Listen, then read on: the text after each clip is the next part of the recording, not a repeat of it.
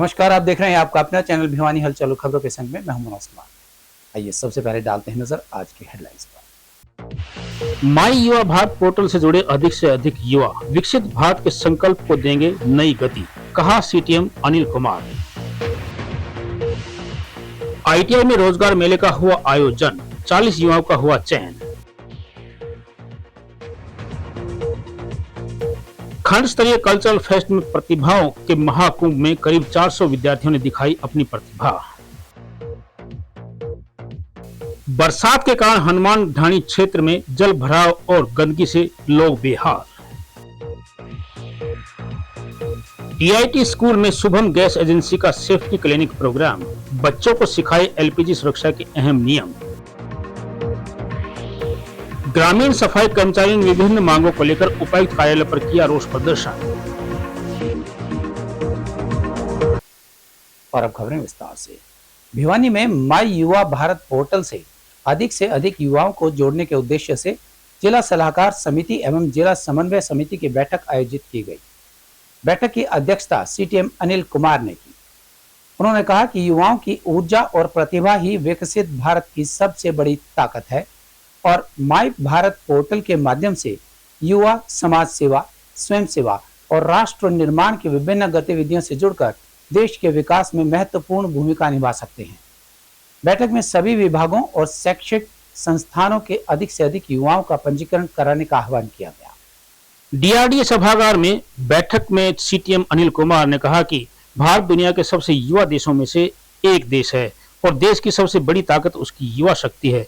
यदि युवाओं की ऊर्जा, प्रतिभा और नवाचार क्षमता को सही दिशा मिले तो भारत को वर्ष 2047 तक विकसित राष्ट्र बनाने का सपना साकार किया जा सकता है। इसी उद्देश्य को ध्यान में रखते हुए भारत सरकार द्वारा माई युवा भारत पोर्टल की शुरुआत की गई है ताकि युवाओं को एक ऐसा मंच उपलब्ध कराया जा सके जहां वे अपनी प्रतिभा का प्रदर्शन करने के साथ साथ समाज और राष्ट्र के विकास में सक्रिय भूमिका निभा सके। उन्होंने कहा कि आज के समय में केवल रोजगार ही युवाओं का लक्ष्य नहीं होना चाहिए, बल्कि समाज सेवा, नेतृत्व क्षमता, सामाजिक जिम्मेदारी और राष्ट्रहित के कार्यों में भी युवाओं की सक्रिय भागीदारी आवश्यक है। माई युवा भारत पोर्टल इसी सोच को आगे बढ़ाने का माध्यम है। इस पोर्टल के माध्यम से युवा विभिन्न सरकारी अभियानों, जागरूकता कार्यक्रमों, स्वच्छता अभियान, पर्यावरण संरक्षण, स्वास्थ्य शिविर, खेल गतिविधियों, आपदा प्रबंधन, रक्तदान, मतदाता जागरूकता और अन्य जनहित कार्यक्रमों में स्वयं सेवक के रूप में जुड़ सकते हैं। सीटीएम ने कहा कि जब भी किसी सरकारी विभाग, प्रशासन, शैक्षणिक संस्थान या सामाजिक संगठन को स्वयं सेवकों की आवश्यकता होगी, तब माई युवा भारत पोर्टल से जुड़े युवा महत्वपूर्ण भूमिका निभाएंगे। इससे न केवल सरकारी योजनाओं का प्रभावी क्रियान्वयन होगा, बल्कि युवाओं को भी व्यवहारिक अनुभव प्राप्त होगा और उनमें नेतृत्व क्षमता का विकास होगा। ये माई भारत से युवाओं को जोड़ने के लिए ये मीटिंग करी गई थी।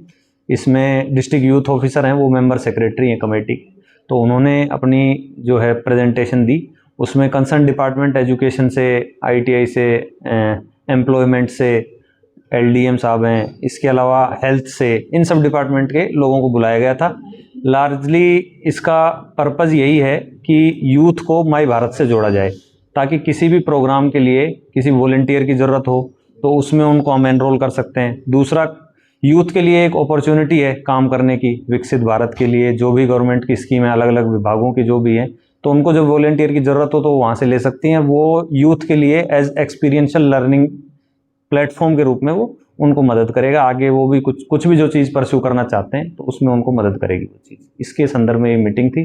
तो सभी डिपार्टमेंट्स को हमने डायरेक्शन करी है कि वो ज़्यादा से ज़्यादा यूथ को एनरोल इसमें करें। आपके माध्यम से भी मैं यही अपील करना चाहूँगा कि ज़्यादा से ज़्यादा यूथ माई भारत की वेबसाइट पर जाके अपने आप को रजिस्टर करें, वो उनके लिए बहुत फायदेमंद होगा।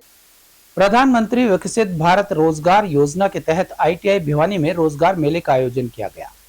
मेले में विभिन्न निजी कंपनियों ने करीबन 80 अभ्यर्थियों का इंटरव्यू लिया, जिनमें से 40 युवाओं का रोजगार के लिए चयन हुआ।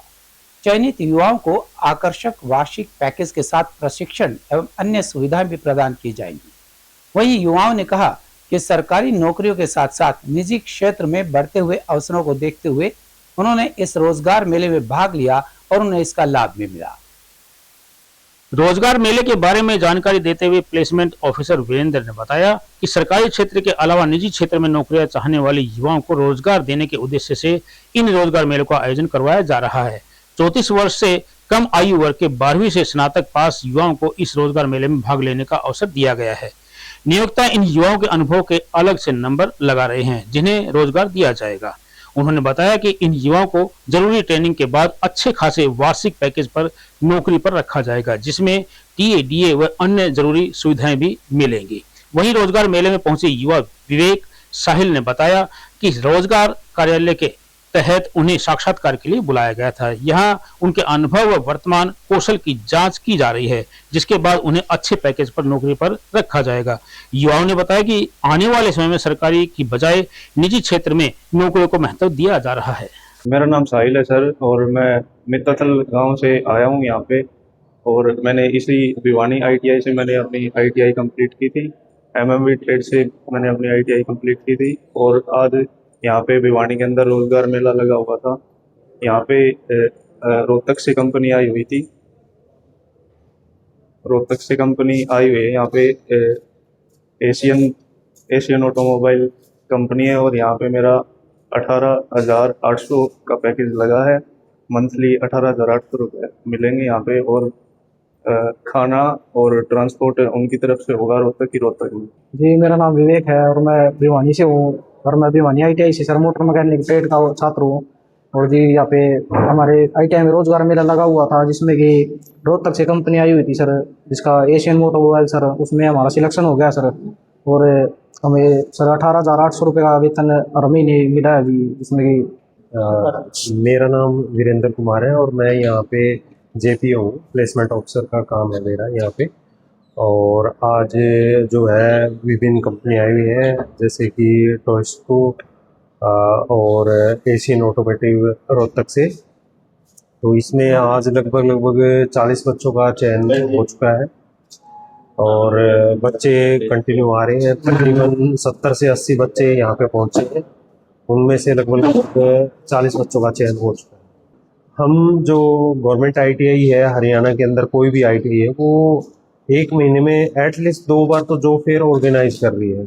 और जो हमारे प्रधानमंत्री जी का मोटिव है, जो विजन 2047 है विकसित भारत, तो उसमें ये अहम भूमिका निभाने जा रहा है। Asian automotive Haryana private limited Rohtak से। हमारी कंपनी में टोटल ITI वैकेंसी 200 है अप्रेंटिस पर। 200 वैकेंसी में से आज यहाँ भिवानी ITI में आए हैं। यहाँ 40 बच्चे हमने सिलेक्ट किए हैं अलग अलग ट्रेड से। बड़े अच्छे बच्चे हैं ITI, और आते रहते हैं, सर बुलाते रहते हैं कई बार, महीने में 3 महीने में 4 महीने में जो भी है आते रहते हैं। क्या लग रहा है कि बच्चे काफ़ी अच्छे बच्चे हैं ITI के, और ज्वाइन करने की शंका लग रही है। बच्चे बहुत ज़्यादा बेरोजगार घूम रहे हैं, कहीं पर भी हम जो फिर लगाते हैं जाते हैं, काफ़ी जनसंख्या मिलती है हमें। शिक्षा बोर्ड स्थित SRS लैब स्कूल में खंड स्तरीय कल्चरल फेस्ट प्रतिभाओं में महाकुंभ देखने को मिला। कार्यक्रम में कक्षा 5वीं से 8वीं और 9वीं से 12वीं तक के करीबन 400 विद्यार्थियों ने skit, Ragini, solo dance, group dance जैसी प्रतियोगिताओं में बढ़ चढ़कर हिस्सा लिया। हरियाणवी संस्कृति, सामाजिक सरोकार और पर्यावरण संरक्षण जैसे विषयों पर आधारित प्रस्तुतियों ने दर्शकों का मन मोह लिया। खंड शिक्षा अधिकारी महेंद्र गिल ने बताया कि प्रथम, द्वितीय और तृतीय स्थान प्राप्त करने वाले प्रतिभागी अब जिला स्तरीय कल्चरल फेस्ट में अपने खंड का प्रतिनिधित्व करेंगे, जहां से चयनित प्रतिभागियों को राज्य स्तर पर अपनी प्रतिभा दिखाने का मौका मिलेगा। शिक्षा विभाग की ओर से विद्यार्थियों की सांस्कृतिक प्रतिभाओं को प्रोत्साहित करने के उद्देश्य से आयोजित खंड स्तरीय कल्चरल फेस्ट के बारे में खंड शिक्षा अधिकारी महेंद्र गिल ने बताया कि सरकार का उद्देश्य केवल विद्यार्थियों को पढ़ाई तक सीमित रखना नहीं, बल्कि उनकी छिपी हुई प्रतिभाओं को पहचान कर उन्हें आगे बढ़ाने के लिए बेहतर मंच उपलब्ध कराना भी है।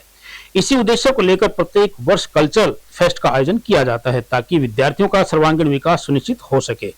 उन्होंने बताया कि इस प्रतियोगिता में विभिन्न विद्यालयों के लगभग 350 से 400 विद्यार्थियों ने अलग अलग प्रतियोगिताओं में भाग लिया। सभी प्रतिभागियों ने अनुशासन और उत्साह के साथ अपनी प्रस्तुतियां दी। प्रतियोगिताओं का मूल्यांकन विशेषज्ञ निर्णायक मंडल द्वारा निर्धारित मानकों के आधार पर किया गया। उन्होंने कहा कि प्रत्येक प्रतियोगिता में प्रथम, द्वितीय और तृतीय स्थान प्राप्त करने वाले प्रतिभागी अब जिला स्तरीय कल्चरल फेस्ट में अपने अपने खंड का प्रतिनिधित्व करेंगे। जिला स्तर पर उत्कृष्ट प्रदर्शन करने वाले विद्यार्थियों का चयन राज्य स्तरीय प्रतियोगिता के लिए किया जाएगा, जहां उन्हें प्रदेश भर के प्रतिभाशाली विद्यार्थियों के साथ अपनी कला का प्रदर्शन करने का अवसर मिलेगा।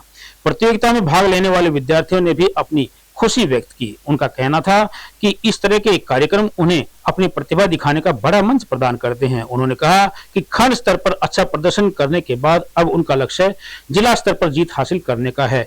राज्य स्तरीय प्रतियोगिता में वो परचम लहराएंगे। नमस्कार, मेरा नाम मुस्कान है और मैं गवर्नमेंट गर्ल्स बापुड़ा स्कूल से हूँ और यहाँ हम स्केट दिखाने आए हैं। हमारी जो थीम है वो है हरियाणा की विरासत। हरियाणा की विरासत जो है वो बिगड़ती जा रही है। हम चाहते हैं उसे सुधारना और अपने स्केट के माध्यम से हम ये दिखाएंगे कि कैसे बच्चे नशे कर रहे हैं और हमें अपने देशी जो खाना है उसकी ओर जाना चाहिए।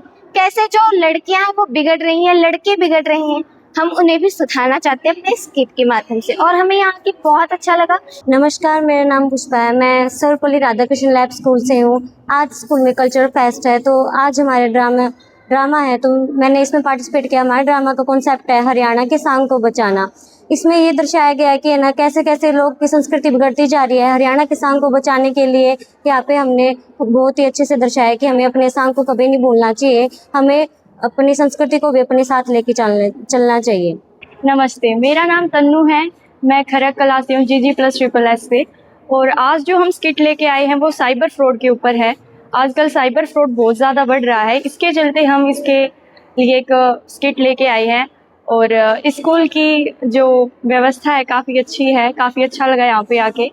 मैं यहाँ भिवानी से आई हूँ और ये कार्यक्रम हमारे सांस्कृतिक के लिए होता है। हम अपनी संस्कृति दिखाते हैं इसमें और प्रोग्राम अच्छा है। मैं भिवानी से आई हूँ sir. Cultural fest Haryanvi dance में हूँ और बेनिफिट यही है कि हम अच्छा वो करें तो आगे हमारा नाम होता है कि भाई मैं डांस, और हम डांस में आगे सिखा सकते हैं और टीचर मिलते हैं और मुझे सर्टिफिकेट मिलता है। कल्चरल फेस्ट का कार्यक्रम है जो सेशन 2026-27 के लिए एक दिन का। उसके बाद जो भिवानी ब्लॉक में जीत कर जाएंगे वो टीम डिस्ट्रिक्ट में जो भाग लेंगे।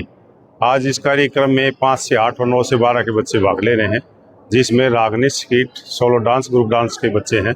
लगभग 35-40 स्कूलों ने भाग लिया है और 300-325 के करीब बच्चे इसमें एक्टिविटी में भाग लेने के लिए आए हुए हैं। उसके साथ 50 लगभग टीम इंचार्ज और 20 जो है जज के रूप में कार्य कर रहे हैं। कुछ प्रिंसिपल साहिबान, कुछ ABRC, सभी की ड्यूटी लगी हुई है।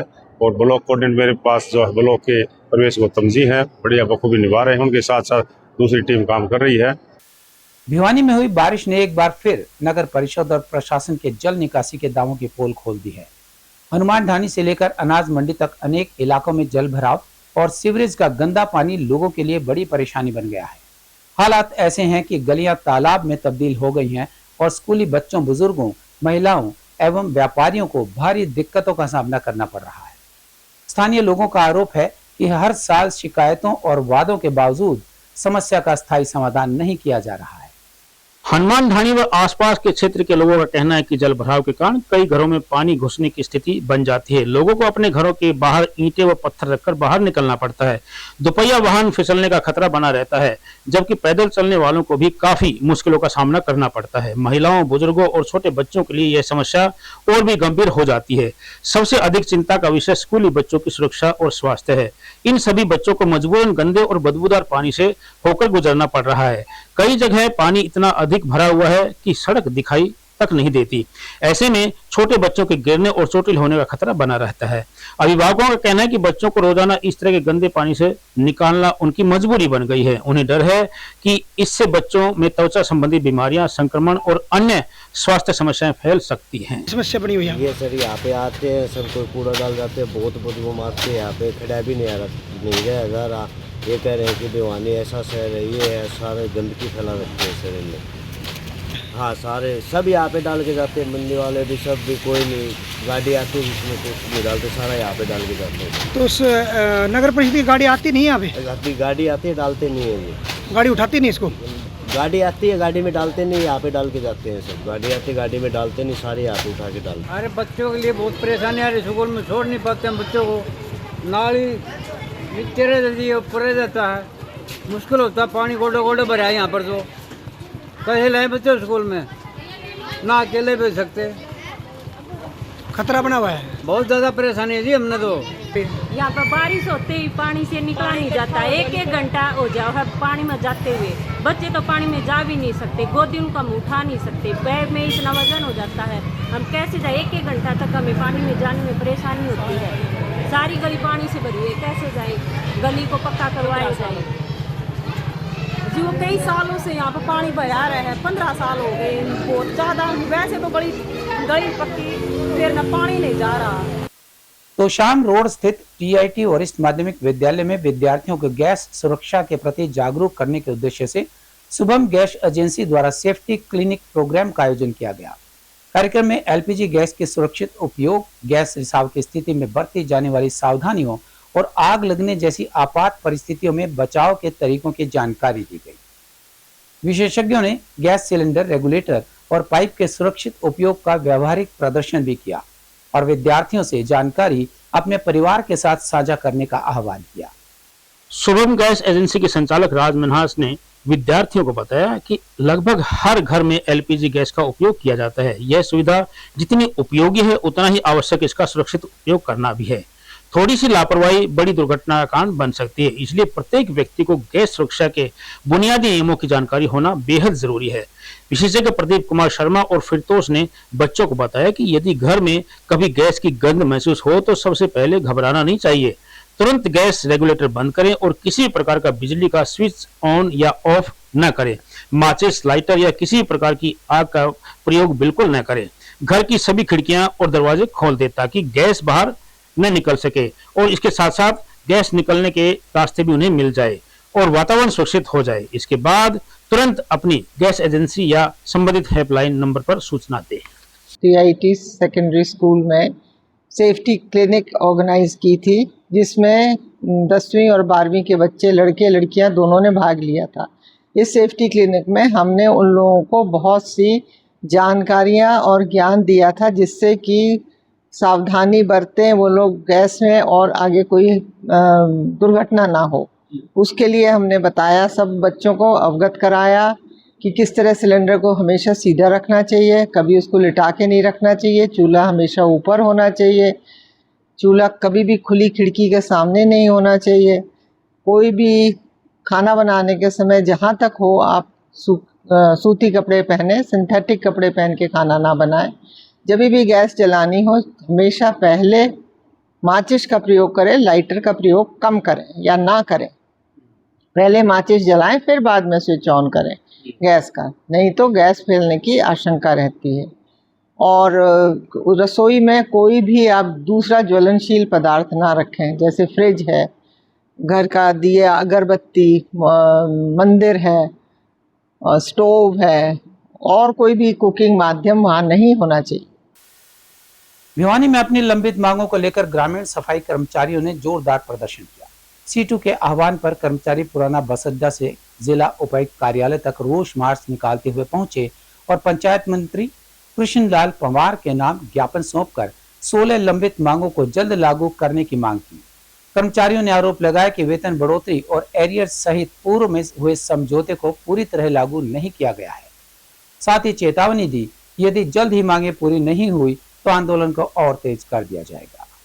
सफाई कर्मचारियों की सभा को संबोधित करते हुए C2 जिला सचिव कामरेड अनिल कुमार ने कहा कि ग्रामीण सफाई कर्मचारियों की 15 दिन की हड़ताल व पैदल यात्रा के दबाव में पंचायत मंत्री कृष्णलाल पंवार व समाज कल्याण मंत्री कृष्ण बेदी के साथ हुई बातचीत में 17 मांगों पर सहमति बनी थी, जिस उपरांत एक माह पूर्व विभाग की ओर से 1 जुलाई से 2100 रुपए बढ़ोतरी का पत्र जारी किया गया है, जो अधूरा है, जबकि यूनियन के साथ सहमति से 1 जनवरी से वेतन बढ़ोतरी तय हुआ था। सरकार ग्रामीण सफाई कर्मचारियों का 6 महीने का 12,600 रुपए एरियर को हजम करना चाहती है, जिसे किसी भी सूरत में बर्दाश्त नहीं किया जाएगा। यूनियन राज्य कमेटी के आह्वान पर 21 जुलाई से 23 जुलाई तक सभी जिलों में प्रदर्शन करके सरकार से मांगों को लागू करने की मांग की गई।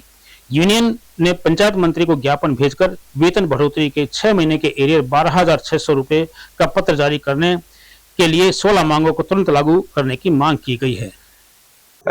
सरकार के साथ हमारी 29 मई को बातचीत हुई थी, उसमें 17 मांगों का समाधान भी किया था हमारे यूनियन के नेताओं के साथ, और उनमें से सरकार ने अब एक मांग पूरी करी है, वो भी आधी अधूरी।